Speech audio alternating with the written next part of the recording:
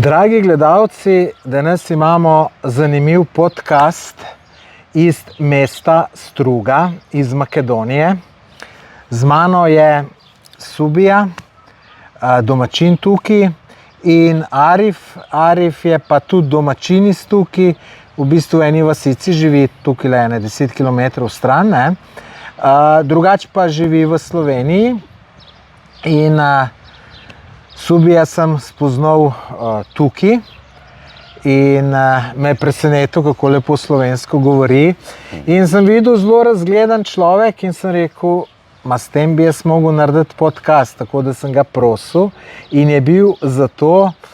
In v nadaljevanju bomo povedali zelo veliko zanimivih stvari o teh krajih, o njegovem življenju, tako da gledajte do konca. Najprej obema hvala, ker ste se pozvala mojem vabilu. Arifu tudi hvala, da sem lahko tvoj gost tukaj. Hvala tudi tebi za vabilo. Tako da, Subija, kdaj si ti prišel v Slovenijo? Ti si živel v Sloveniji dolgo časa, ne? Ja, jaz sem prišel prvič v Sloveniji, mislim, vojaški rok sem odslužil tam, v Mariboru, pa potem v Murski Soboti na mejni karauli Kuzma. Od leta 83. oktobra začetka do konca avgusta 84. Potem pa v tistih časih je bil zakon v bivši Jugoslaviji 12 mesecev plus 3, naj bi odslužili vsi, ki so bili vpisani na kakšni fakulteti. No, zato sem pa jaz odslužil 12 mesecev, pa prišel septembra v Sloveniji in začel s študijem na fakulteti za elektrotehniko v Ljubljani 84. leta 1. oktobra. Nam lahko zaupaš, katerega znanega Slovenca si mu za sošolca in celo tudi za cimra? Ja, moj oče, najprej povem, da moj oče je več kot 30 let je delal v Gorici in mi on z rihto omogočil, da bi bival, da bi stanoval ta prvo leto v dijaškem domu Ivana Cankarja na Poljanski cesti. In po naključju sem imel to priložnost biti cimer v isti sobi, živeti skupaj z mojim sošolcem Robertom Golobom, ki je predsednik vlade sedaj v Republiki Sloveniji. Sva se družila, na isti fakulteti sva študirala. On je tudi bil športnik, na Tacnu je zelo pogosto hodil s kajakom na divjih vodah in tako sva se družila. Celo leto sva živela skupaj. In to sta v sobi bila samo dva? Samo dva sva bila. In to so vaj naključno skupaj dalo, ali sta se prej kaj poznala? Čisto naključno smo bili, brucoši pač tako. Brucoši prvi letnik in čisto od 84. do 85. leta. Študiral si, bil si pa elektrofakulteti? Študiral sem na fakulteti za elektrotehniki. V tretjem letniku, pol pa na smeri integrirana elektronika. In doktorat si ti to naredil? Ja, tako. Ko sem končal fakulteto, najprej sem delal v Ljubljani, Mijorc se je imenovala firma za alarmnih sistemov, Brnčičeva ulica tam med Ljubljano in recimo med Črnučem in Domžale, tako je bilo, industrijska cona. In tam sem delal skoraj 2 let. Potem pa prišel sem 92. leta nazaj, tukaj v Strugi, v Makedoniji, v mojim rojstnim krajem. In sem od leta 95.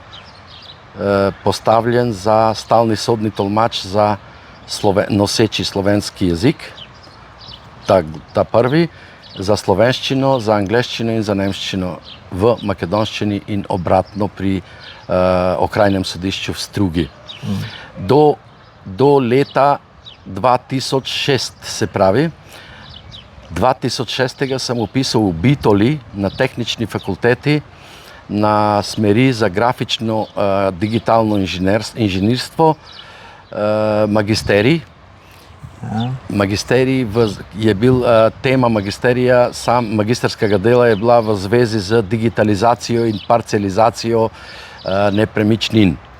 Tam do 2008, od 2006 do 2008, konc 2008, recimo, od konca 2008 leta pa do 2012. oktobra sem delal doktorsko disertacijo na temo, ki se dotika screening optimalnih lokacij za obnovljivih virov energije. V konkretnem primeru obnovljivi viri energije iz majhne rekice, planinske reke, ampak tudi sem večkrat bil na konferencah glede screeninga optimalnih lokacij z geoinformacijskimi sistemi, glede screeninga lokacij za solarnih panelov, ampak tukaj ne mislimo za solarne panele pri individualnih hišah, ampak cele farme, solar farms, in tudi vetrni parki, ki so. Če te jaz prav razumem, potem nisi ti 92. si odšel iz Slovenije in se nisi nikoli več vrnil. Pol pa sem čisto službeno ali pa tak čisto od navdušja šel nazaj.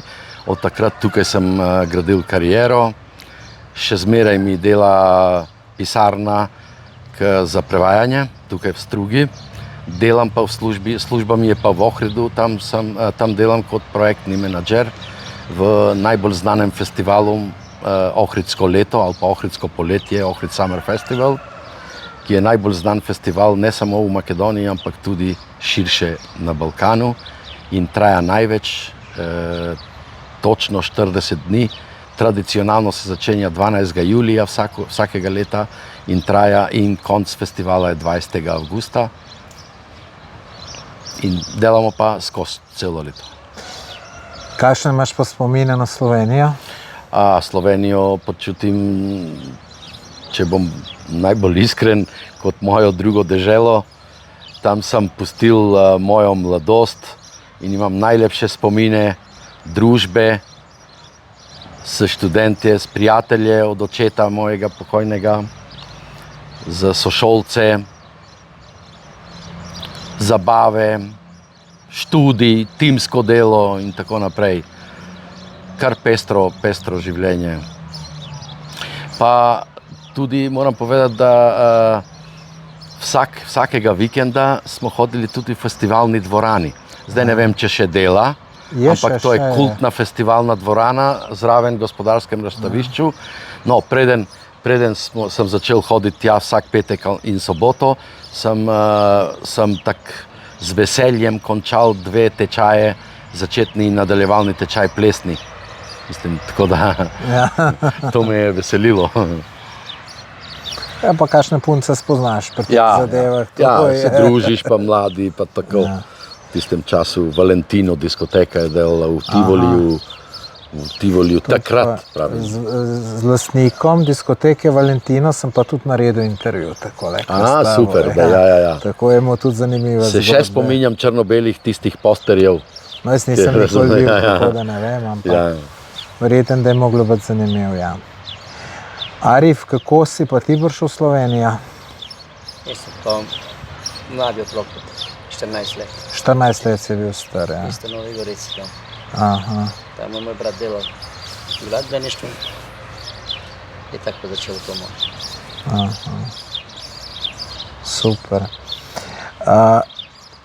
Kako bi pa Struge ti opisal? Rečemo, ljudje ne poznajo. Meni je Arif prvič rekel za Struge, da je on iz tukaj Struga, v bistvu Struga se reče po makedonsko, po albansko je pa Struge, kot vidimo table. Struge, ja. Samo tista črka ima 2 pike zgoraj in se izgovarja Struga. Struga.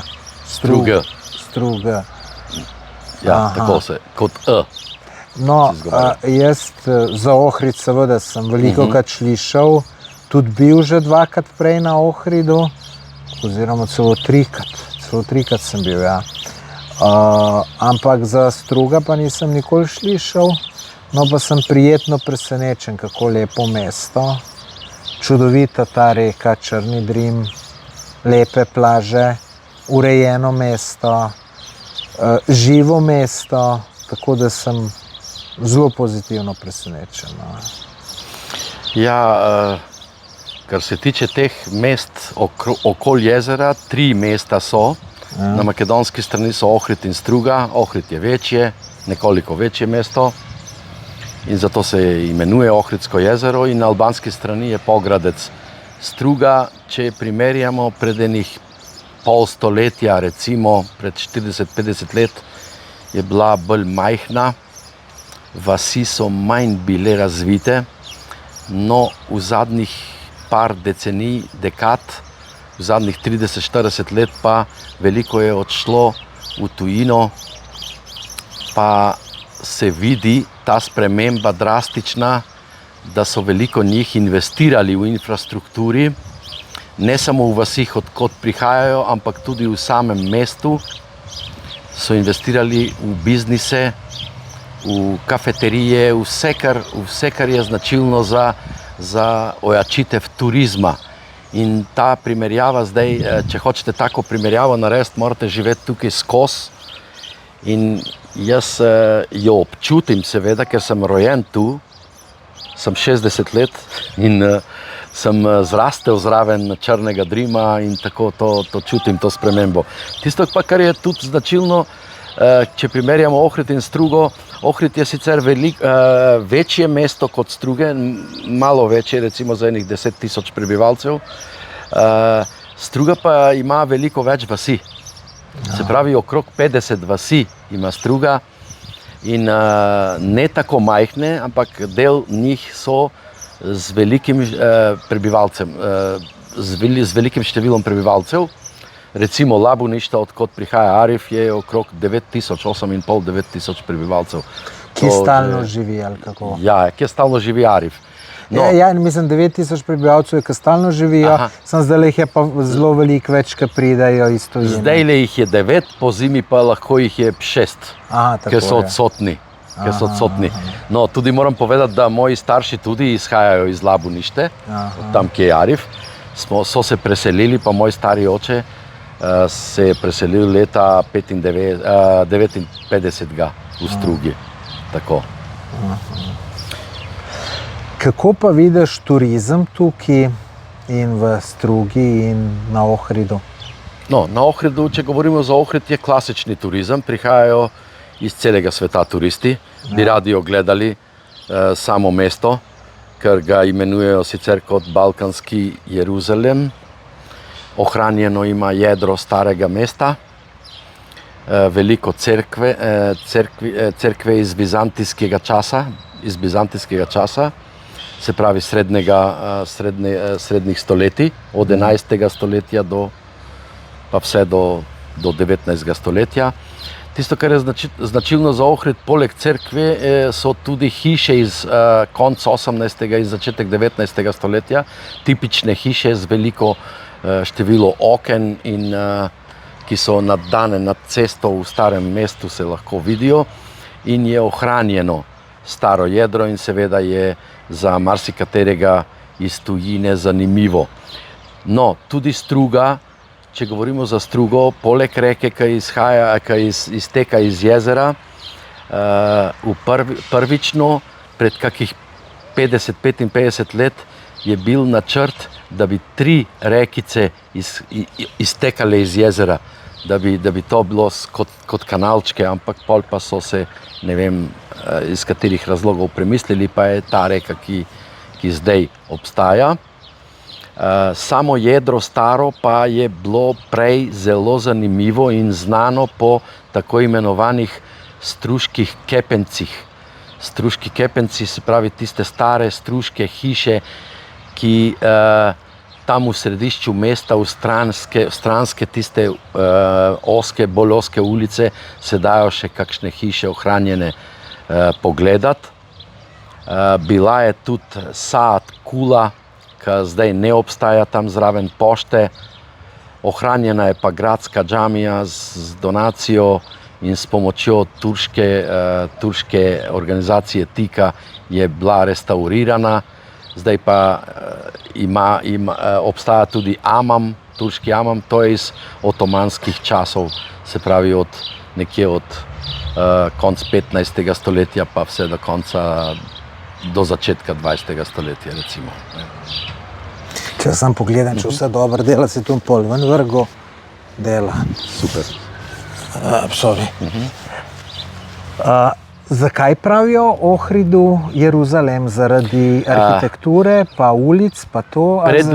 Predvsem zaradi to, ker je bilo v bizantijskih časih, se pravi v poznih srednjih stoletjih, 13., 14., 15.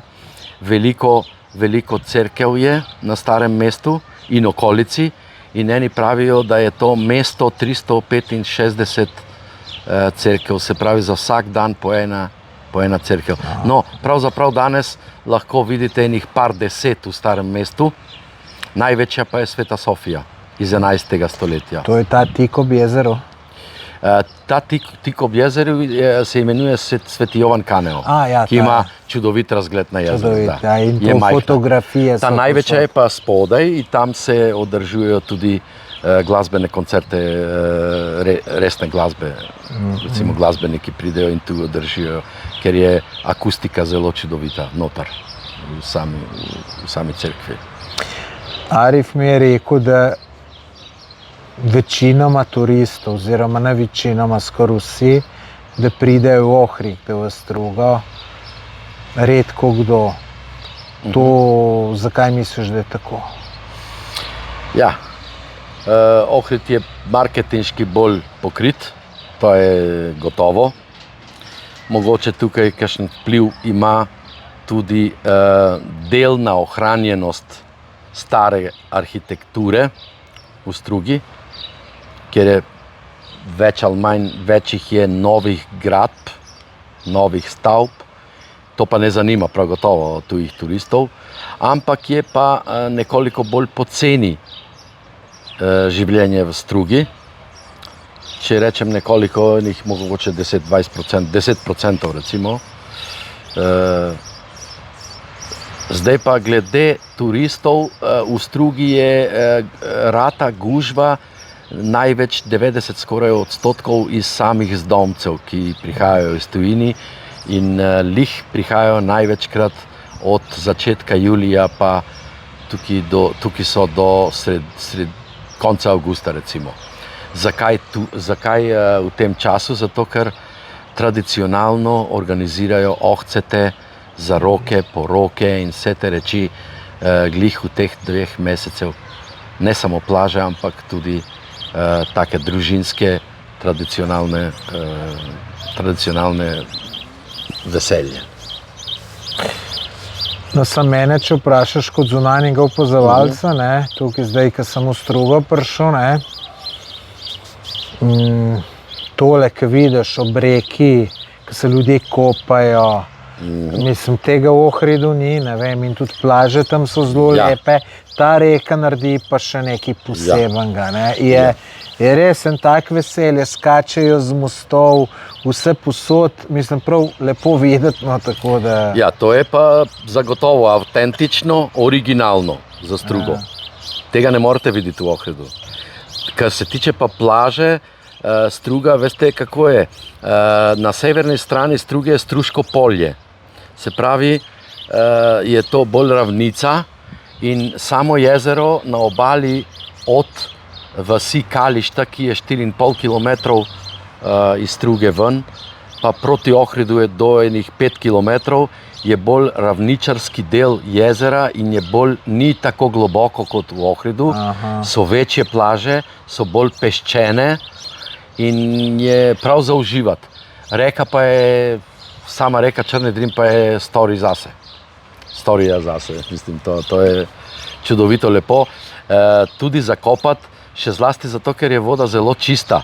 Se pravi, samo iz jezera odteka reka in skozi je odtečna voda. Ni voda, ki bi mirovala in ki bi bila zastojana, pa da bi bila recimo umazana ali pa pregreta ali karkoli. In sama flora po reki so take specifične flore in resice, ki jih kosijo konec junija, da bi pripravili sezono za kopanje.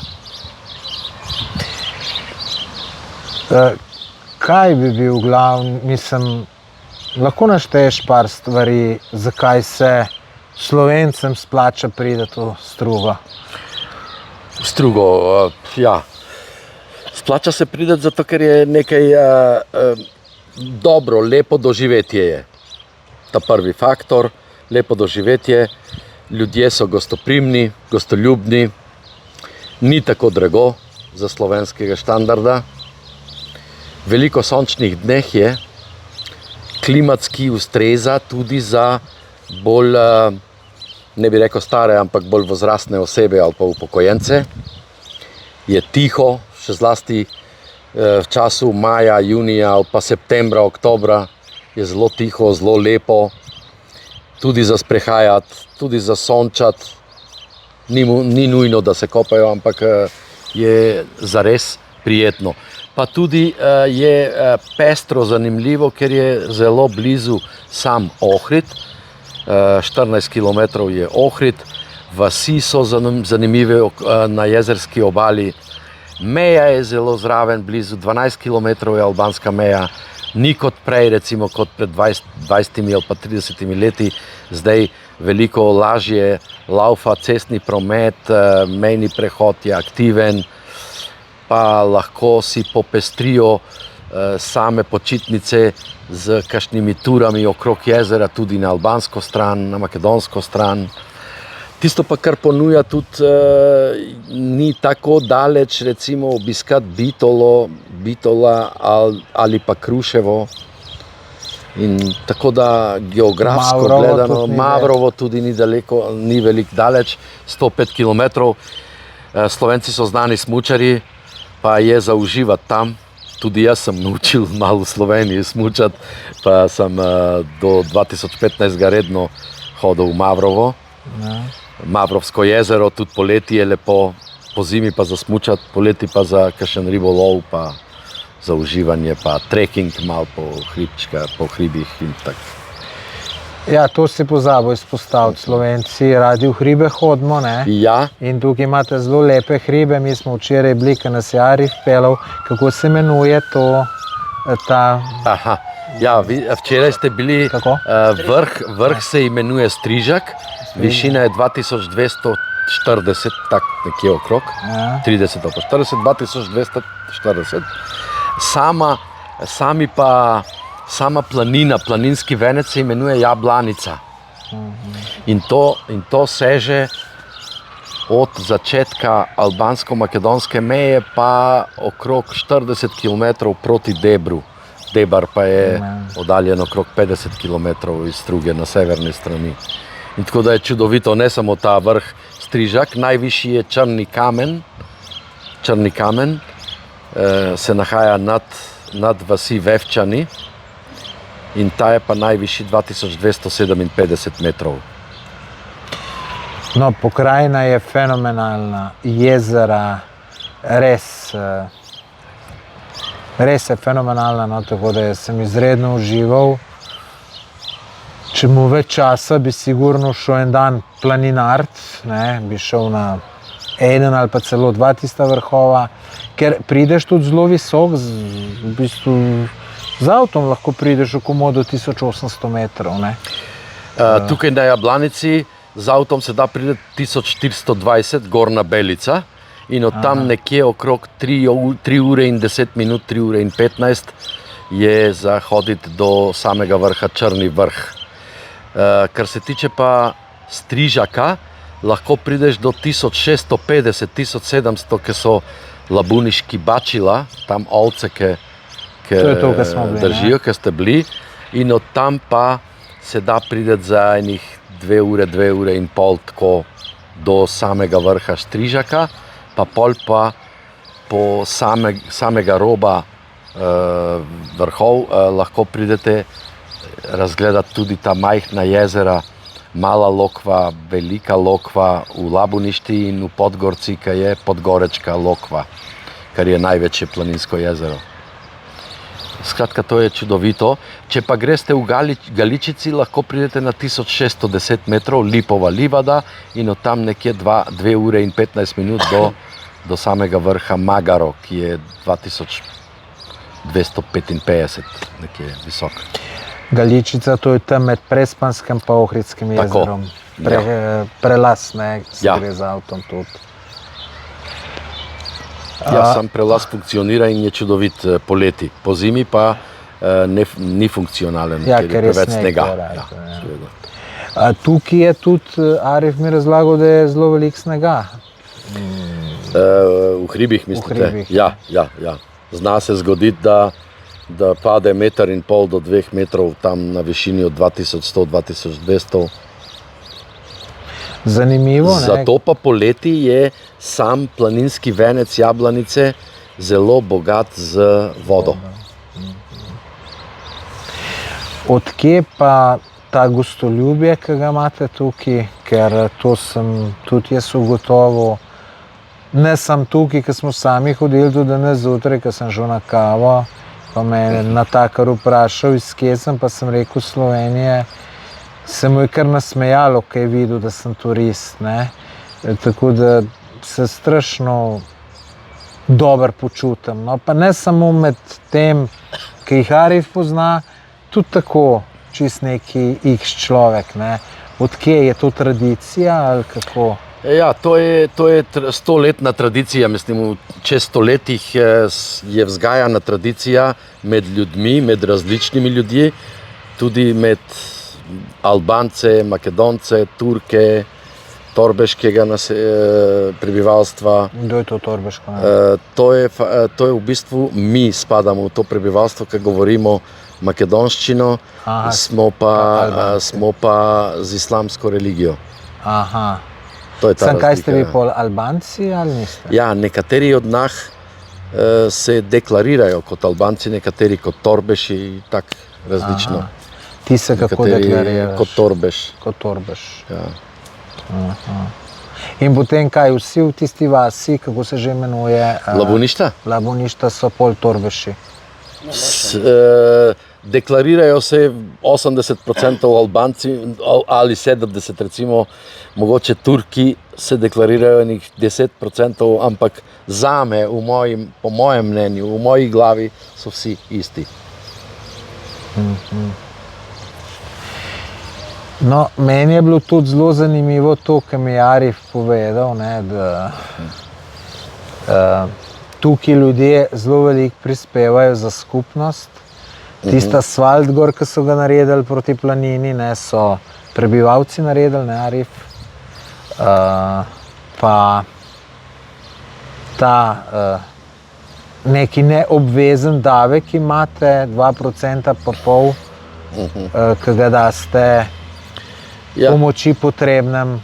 Ta davek v bistvu ni vezan za vasi ali pa za strugo ali pa za kakšno nacionalnostjo.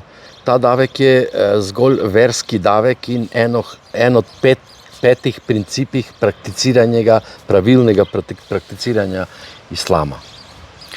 Se pravi, v teh 5 principih prakticiranja, ta prvi princip je verovanje v Boga, ali pa šehadet se imenuje. Ta drugi princip je molitev 5-krat na dan. Ta tretji princip je ramazanski post, fasting. Četrti princip je, glih tak, ki ste ga spomnili, se imenuje zekatni davek, prostovoljni davek, obvezni individualno, ampak noben to ne naloži nobenemu, ampak je predpisan. Predpisano naj bi vsak, ki ima več kot določeno vsoto, ki premašuje, jaz ne vem zdaj točno, mogoče 96 gramov zlata, če presega to vrednostjo, naj bi pomagal siromahim ljudmi z 2,5%. To se pravi, če recimo, čist bolj praktično, če nekdo ima 100 000 evrov, bi moral dati to leto 2500 evrov. Se pravi, še zmeraj on bo recimo relativno bogat, ne bo siromašil, ampak s tistimi 2500 evrov bo veliko pomagal. Ni nujno enemu, da pomaga, lahko pomaga skupini od 10 ljudi, 20 ljudi, 100 ljudi, da vsak, da bo počutil tisto solidarnost, tisto pomoč med ljudmi. A veste, zato ker na koncu zato smo ljudi, da bi se pomagali. Sicer nismo enaki, nekdo zasluži več, nekdo manj, ampak tisti, ki zasluži manj, ki ne more eksistirati, dobro je pomagati takemu. To je ta predpis in 5. princip je obiskati tisti, ki zmore sveta mesta Meka in Medina. Tisti, ki morejo, ki zmorejo to. Zdaj, če sem jaz to Arifa prav razumel, ti, ko daš to, lahko določiš, komu daš, ne? Lahko, seveda. In tudi potem noben to ne ve, komu si dal, in to ni navada, da se zdaj na velik zvon obeša, da bi nekdo dal zato, da malo frajer izpade. Ne.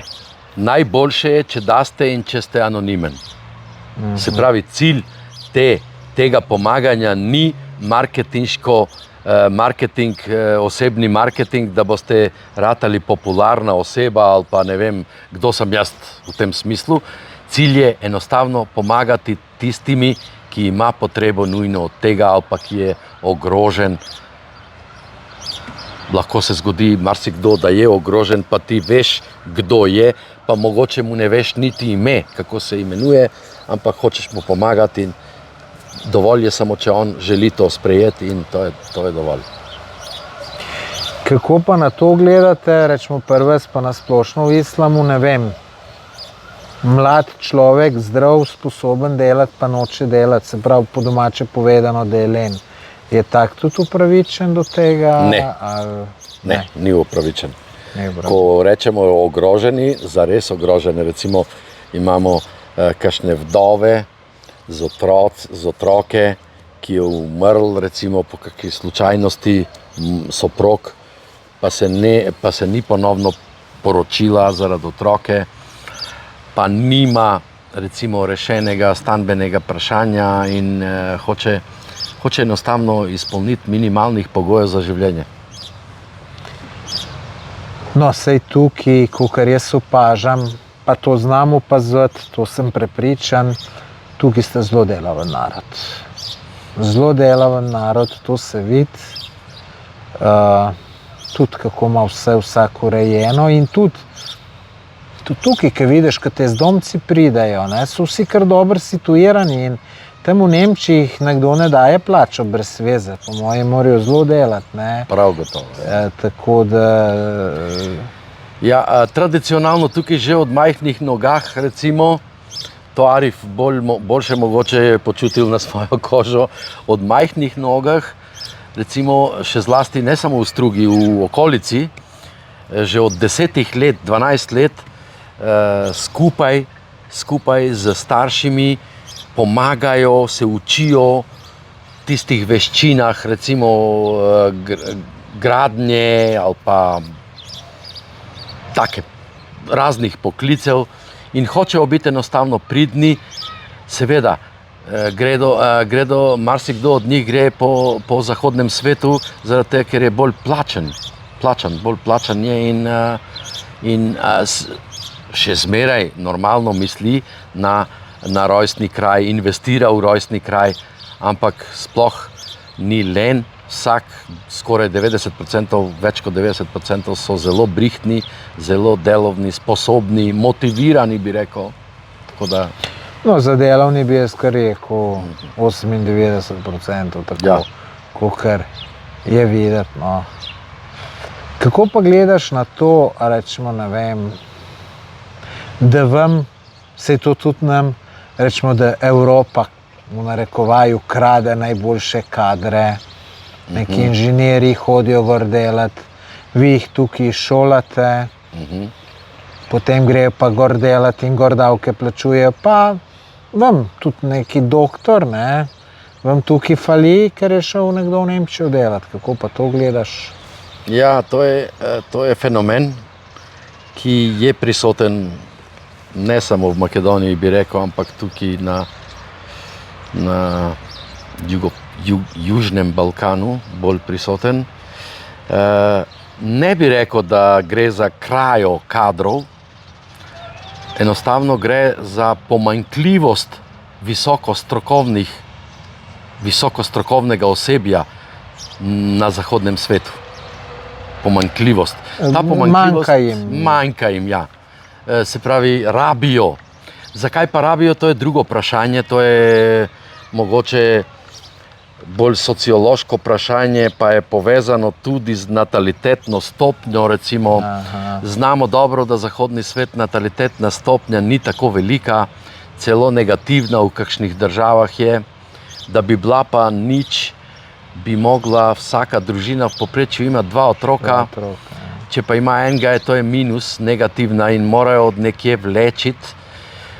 Žal tudi tukaj v Makedoniji v zadnjem desetletju trend ni tako sjajen, da ne bi rekel zdaj negativen, ampak je neutralen in se dogaja zdaj ena taka, jaz bi je narekel, biznis migracija mladih, ne vseh, ampak tistih, ki so bolj sposobni, ki imajo še zlasti končano študij naravoslovnih znanosti, tehničnih znanosti, seveda, ker so te znanosti konkurenčne povsod po svetu in samo osebje, sami mladi so bolj konkurenčni, če bi konkurirali kot inženirji, kot doktori, zdravniki, kot biolozi ali pa kemičarji, fizičarji in tako naprej, v primerjavi z družboslovnimi znanosti, ki so vezani, primer, pravna fakulteta, pravni sistem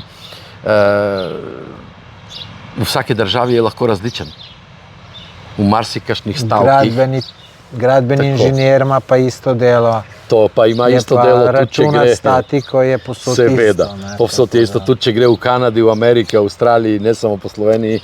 In čudovito rabijo take kadre po svetu in največkrat jih črpajo iz azijskega kontinenta, ker ima največjo stopnjo.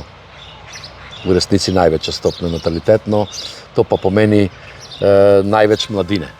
Zdaj, od te mladine je velika verjetnost, da značilni odstotek so visoko izobraženi kadri, ki ne zmorejo najti posel v matični državi, pa so jim vrate odprte po svetu. Živimo pa v zadnjem četrtstoletju v eri interneta, kaj je lažje najti tudi posel online in konkurirati in tako naprej.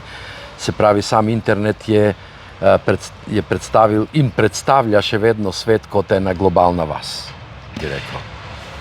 Iz koliko velike družine pa ti prihajaš? Misliš moja družina? Ja, mislim, tu bratov, sester. Jaz imam enega brata in 2 sestre. Se pravi, 4 smo od mojih staršev. Sem pa poročen in imam 3 otroke, 2 hčerke in enega sina. Se pravi, ti si plus naredil. Jaz sem +1. Se pravi, ker danes redko to bi se odločili, glede na stroške, glede na standard življenja in glede na luksuziranje mladine v novem času. Vsak bi rad imel električni skuter, pa kakšen motor, pa same mobilna telefonija, računalniki, vse ta tehnologija vpliva na mlade in stroški so pa neminovno večji. Arif, ti prihajaš pa z mnogo večje družine, ne? Ti si imel pa koliko bratov, pa koliko sester? 7 bratov smo, pa 1 sester. 7 bratov, eno, se pravi 8 vas je bilo. Ti imaš 7 strice, pa 1 strina. Ti imaš pa 4 otroke, ne? Ja. +2. Pa še 5 vnučk. Pa še 5 vnučk. In zakaj pa tudi pri vas to rečemo, ko si ti prej rekel, pada ta natalitetna stopnja? Ja. Zakaj pada? Ja, sam način življenja je spremenjen, ni kot prej. Apetiti so zvečani pri mladini. Recimo, če primerjamo pred kakšnim pol stoletja v vasi Labuništa, če je kdo imel recimo 3 ali pa 4 sina, vsak sin, ko se je poročil, je imel samo 1 sobo, spalno. Pol pa pred enih 20 leti bi rad obskrbil oče vsakega sina z enim nadstropjem. Zdajle pa smo prišli do te stopnje, da niso mlada zakonca nista več zadovoljni ne s sobo, ne z nastropjem, ampak bi radi imeli celo bajto, hišo ali pa velikega stanovanja nekje stran. In to se pravi, veliko morate več zaslužiti, da bi to priskrbeli, marsikdaj ne morejo sami starši, ne govorim zdaj za Arifom, mogoče manj procentov je tako, kot on je uspel tako priskrbeti to, ampak okrog 80% ne utegnejo to priskrbeti za otroke. Da ne govorimo o tehnologiji, otroki zdaj so bolj razvajeni kot prej, vsak bi imel računalnika, vsak bi imel tableta, vsak bi imel mobilnega telefona, pa vse sorte te reči. Prej tega ni bilo. Prej smo znali kot otroci se igrati samo z eno žogo in nič več v ulici. Pa je bilo luštno. Pa je bilo luštno, ja. To je tak moje gledišče, mislim, glede tega. Marsikakšen faktor, drugi faktori, drugi dejavniki so, ampak to je zdaj predmet globlje analize, recimo. Pa misliš, da so, rečemo, zdaj mladi manj tradicionalni, kakor sta ti pa Arif? Ja, prav gotovo manj tradicionalni so. Pa misliš, da bi bilo boljše, da bi ostali tradicionalni? To bo čas pokazal. Mislim jaz, da ne bi izpadel zdaj, da sem jaz konzervativni tip. Jaz skušam iti v korak s časom, kakor toliko, s tehnologijo tudi, ampak se mi zdi, da se bolj odstranjujejo ene od druge nasploh. Se pravi, življenje dobija drugačen tek stvari. Niso več tako pristni, tako blizu. Ne družijo se več kot pred 30-40 let nazaj. In vsi nekako laufajo po denar, po materialnega bogatstva. Vsi bi radi imeli luksuznega avta in to zdaj rabi normalno več denarja, več resursov, več dela in tako naprej. In tako da on se mora, zamislimo si, en mlad človek se mora koncentrirati 100% na delo in če se koncentrira 100% na delo, se sprašujemo, koliko časa prostega ostaja za druženje, ko je bilo prej. A ste tukaj, kako si že rekel, da se vi imenujete? Subija. Ne, kako se imenujete vi, ki ste... Torbeš. Torbeš. Ja. Jaz sem pa pozabil, kaj sem mislil vprašati. Aha, je tudi pri vas tako, ne vem, v Sloveniji je tako, da ful pomeni, če ti dober avto kupiš, da se pokažeš pred ljudmi. Aha. Je to tudi pri vas tako, strmijo ljudje k tem? Ja. Ali je tega manj mogoče? Mislim, se najbrž ne veš, kako točno je v Sloveniji, ampak pri nas doskrat se naredi, ker je sosed nov avto kupil, ga potem pa še ta kup zato, da ne bo slabši od njega, ne? Temu jaz bi rekel, poznam, to je bilo prisotno v Sloveniji tudi pred 30 leti. Ja.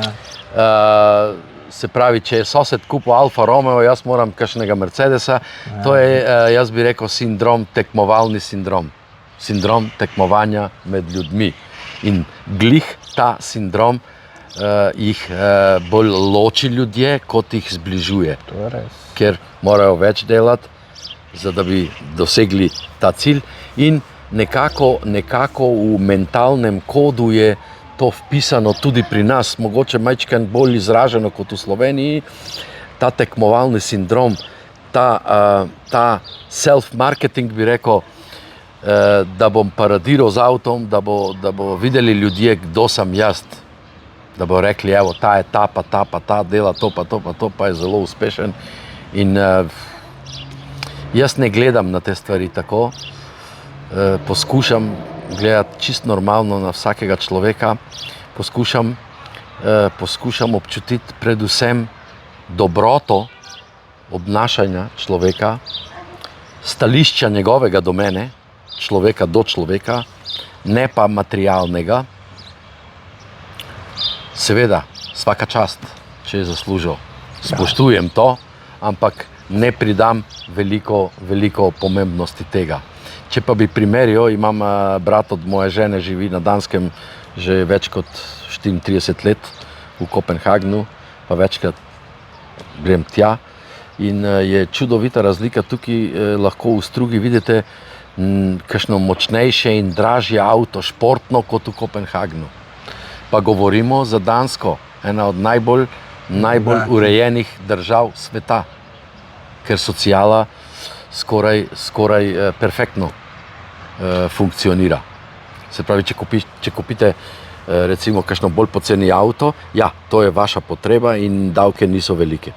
Če pa hočete kakšno športno, to pa je ogromni davki, ogromne carine in tako naprej. Se pravi, to je tisti socialni zakon, ki stimulira pomogljivost, enakost med ljudmi, perfektnost sistema. No, razumem jaz pa tudi nekatere ljudi, tudi prvič to vidim, pa tudi v Albaniji sem to videl 3 leta nazaj, rečemo se prav spomnim enega primera, se en zelo dobrem, jaz sem bil na kavi v enem lokalu in se en zelo dobrem avtom pripeljal in je v avtu čakal toliko, da je parkir plac se sprostil tik pred lokalom, da je lahko tik pred lokal zapeljal, potem je šel pa vsakega pozdraviti, ampak jaz to rad opazujem, ker me zanimajo navade ljudi. Mene tudi zanima, ja. Ampak razumem te ljudi, to je mogoče v kakšnih hribih se rodil, ovce pasel in je sanjal, da enkrat mu bo ratalo in zdaj mu je ratalo in razumem to njegovo veselje. To je tako, ne vem, poznaš našega Tadeja Pogačarja, ne? Kolesarja. Ja, slišal sem Tadej Pogačar, kolesarja. Ja, mislim, veš, koliko je to truda dal, ne? In jaz verjamem, da zdaj uživa v te slavi, ki jo je dobil, ne? Tako da mi je to tudi normalno, da je tako, ne? Tudi dobra motivacija, ne? Mi je pa to vse, kar mi je Arif razlagal, ta tradicionalnost, ne? Mi je zelo všeč.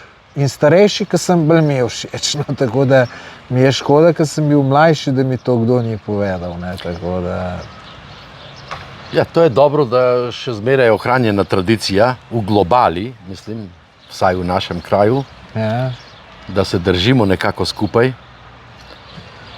Če ne več, ampak včasih julija in avgusta se marsikdo z marsikomu vidi, sreča, druži, če ne zaradi drugega, zaradi ohceta, zaradi zaroke, poroke in tako naprej, zaradi kakšne hišne manifestacije veselja. In ta tradicija je dobro, da je še zmeraj ohranjena, na koncu koncev ljudje se morajo družiti, se morajo pomagati. Ja, super. Lej, za na konc bi te še nekaj vprašal, kako gledaš na tole, ne mi zameriti, ampak to je tudi Arif že izpostavil in tudi Haris, tvoj sin, da ljudje, ne, rečemo Slovenci, se sem bojijo pridati, ker jih je strah Albancev, ne. Kaj bi ti tem ljudem rekel? In to lahko tudi jaz potrdim, da je tako. In to si tudi Arif pripodoval, da si ljudem 15 let si jih vabil, ne pridejo, pa se niso upali, polk je pa prišel, je pa rekel, wow, se nisem mogel verjeti, ne. Ja, veliko dejavnike vplivajo na to. Veliko dejavnike. Mi živimo v Makedoniji. Makedonija je multikulturno središče, multinacionalno, multikonfesionalna država, kjer jih je več religije, več nacionalnosti. Albanci so zastopljeni z več kot 24-25%, ker če imate 25%, že to ne moremo govoriti, da je to neka manjina od 5%, ampak je četrt. In nekako v zadnjih 30 let 35 od osamostojitvijo Makedonije, a še zlasti od 2001, ko so bili ti nemiri v Makedoniji, nekako so se bolj razdaljili.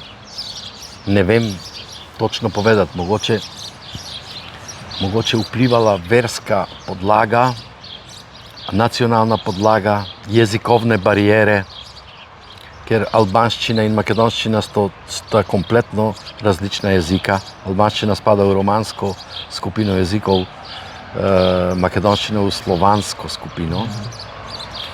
Ampak ti znaš albansko? Ja, tudi, ja, dobro znam. Da. Nisem znal, ko sem prišel iz Slovenije, do leta 2004. A še lepo si se naučil? To je zelo zanimivo bilo, ker takrat, jaz sem od leta 2001 hodim v Albaniji pogostokrat, tudi na morju. Žena mi je Albanka pol, od očeta Albanca, od mame pa Torbeška. In ona zna albansko, je hodila v osnovno šolo albansko, živela pri stricu, ker sta umrla v prometni nesreči, ko je bila 3-letna punčka, oče in mama. Ja. In to po tem naključju. In ko sva začela hoditi v Albaniji, takrat v tisti čas 2001, 2, 3 do nekje 10, si mogel popolniti karton. Temu se imenuje karton Hurja, karton Dalja, se pravi karton za vhod, karton za izhod iz Albanije. In zdaj, če v kartonu pišeš, da si Albanc, nisi moral plačati.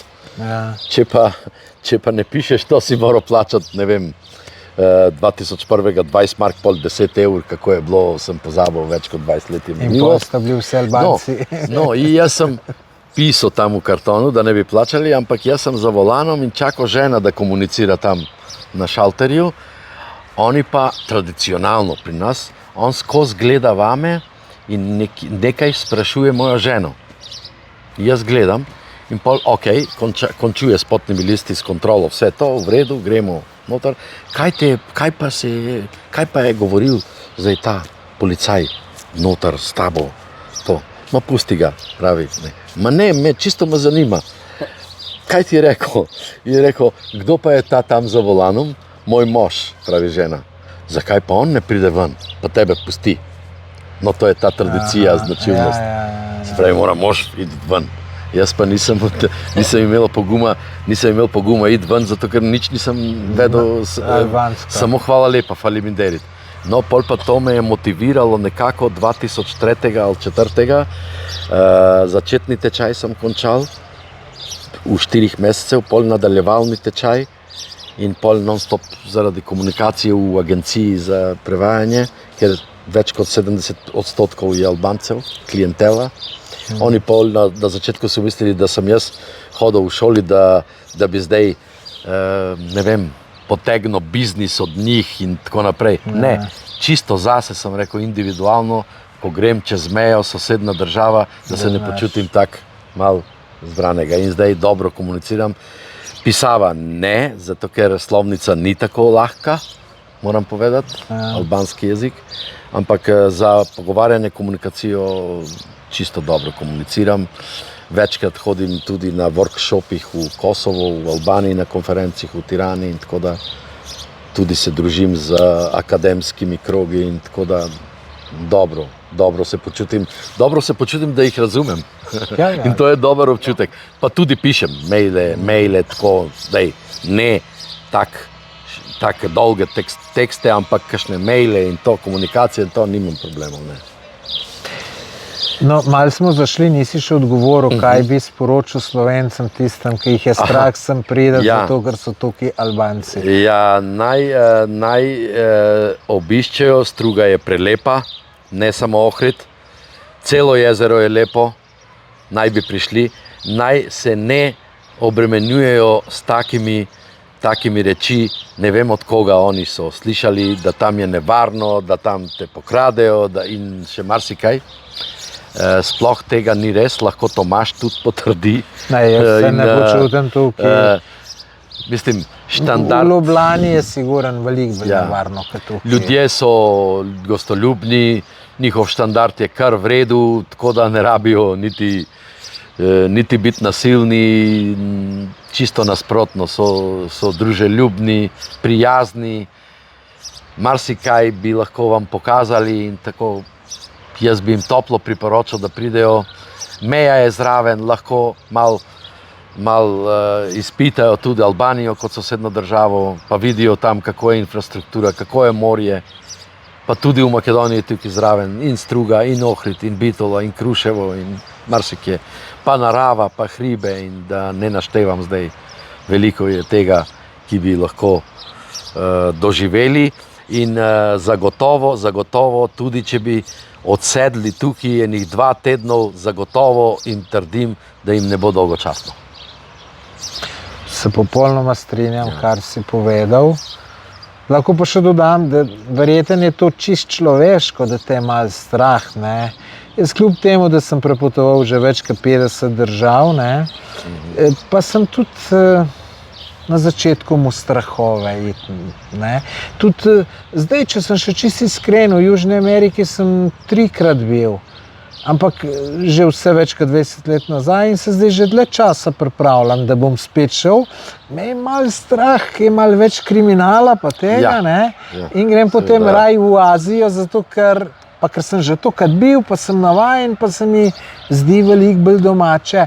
Ampak sem pa ravno poslušal to popotnico na TikToku je bila iz Bosne, pa je rekla, iz Brazilije se je javila in je rekla, sem bila 2 meseca prej tukaj živčna, ker sem se bala, kaj bo, pa še drugi so mi govorili, prav zdaj, ker sem pa tukaj, vidim, da so bili pa te strahovi čist brez veze. Ja, marsikaj so brez veze, ja. Sam to Brazilijo vse ne moreš primerjati tukaj, ker v Braziliji je res kriminala malo več, ne. Ja, in velika država tudi, ja. Ja, ne, tukaj je pa, mislim... Kakšnih 8,5 milijonov kvadratnih kilometrov in je čez 210 milijonov prebivalcev in tako. No, pa tam so res velika mesta. Sicer nisem bil, je pa bratanc od žene bil v Braziliji, ko je hodil v Ameriki en čas v Braziliji, pa v Ekvadorju, pa zelo velike, dobre, pozitivne občutke in je imel iz Ekvadorja več. Jaz sem bil v Ekvadorju enkrat, ja, me je bilo tudi všeč. Jaz tam nisem v Afriki, severni, pa Azija, tak transsibirska železnica do Japonske, od Tajska,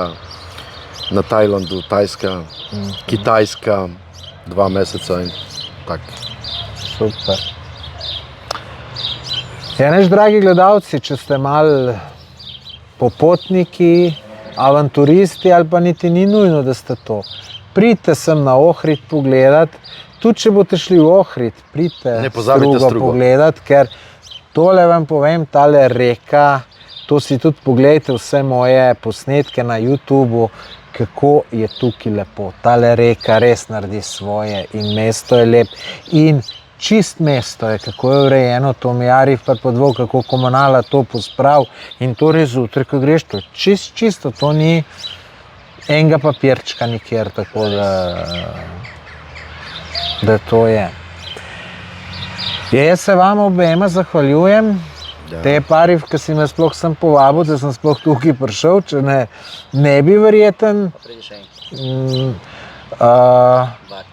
Zate mi sem pa tudi zelo vesel, da smo se spoznala, take ljudi mi je včas, da jih spoznam, da je pol tudi, če se bom še kdaj sem vračal, je veliko bolj prijetno priti, če nekoga tacga poznaš, ne, tako da, čeprav tudi nimam problemu jeti nekam, ker nobenega ne poznam, ampak še malo bolj prijetno je pa, če nekoga. Bolj prijetno je, če poznaš koga, ja.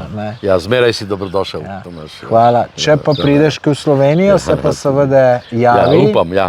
Če ne drugega, kakšno kavico spijeva ali pa mogoče greva na kakšen... Zadnjič 23 leta sem bil, pa mi manjka, ja, verjetno, ali letos, ali naslednje leto, občasno mi manjka, ja, tako da marsikje imam kam za iti tam, pa... No, super. Nečakinja mi živi tam v Kopru, od brata, hčerke. No, super. Pol upam, da se naslednjič vidimo v Sloveniji, če pa ne v Sloveniji, pa tukaj. Tako da še enkrat res iskrena hvala obema. Dragi gledalci, vam pa hvala, da ste do konca pogledali, napišite kakšen komentar, všečkajte, pa se vidimo v naslednjem podcastu. Hvala.